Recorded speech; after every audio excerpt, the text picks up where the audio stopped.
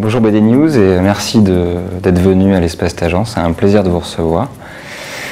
C'est aussi important pour moi parce que c'est la première vente aux enchères que j'organise avec l'étude Tageant où il y a des lots, vraiment des pièces exceptionnelles. Il y a 550 pièces de 300 auteurs, c'est une vente très variée, très diversifiée avec des auteurs franco-belges classiques. Il y a une planche de Jean et Pierre Louis de Peyo, c'est une planche entièrement faite par Peyo, c'est très rare, on connaît seulement 15 planches de Peyo, de Jean et Pierre Louis dans les collections privées. Il y a du Pratt, il y a du Rosinski, il y a du Bilal, il y a du Tardy, il y a du Loisel, il y a du Skeuten, il y a du Jacobs.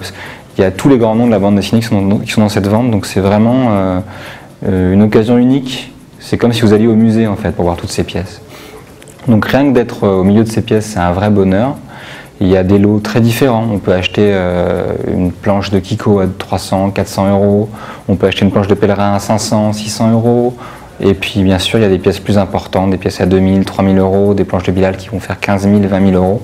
Mais l'important dans tout ça, c'est le fait de pouvoir voir toutes ces pièces magnifiques. C'est vraiment le bonheur d'être au milieu de tous ces chefs-d'œuvre, voir des planches de partie de chasse, voir des planches de Lepage, les plus belles planches de Lepage, voir les plus belles planches de Gibra, du Vol du Corbeau, du Sursis, voir les plus belles Loisel, voir les planches de Ledroit pour le premier Xoco, voir des planches historiques de Van der Steen avant qu'il démarre Bobette.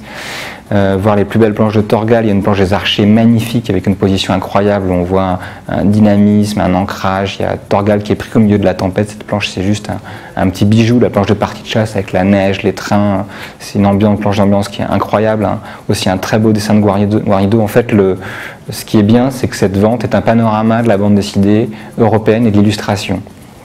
Donc il y en a pour tous les goûts, pour tout le monde, pour tous les plaisirs et pour toutes les bourses. Et surtout le plaisir de voir des œuvres en vrai, comme il n'y a pas de musée de la bande dessinée à Paris. Si jamais vous avez cette info avant samedi 14h, si vous avez cette info samedi matin, je vous invite à venir voir l'exposition samedi 10h à midi. Et puis après, si ça vous amuse, d'assister à la vente aux enchères pour voir comment se passe une vente aux enchères.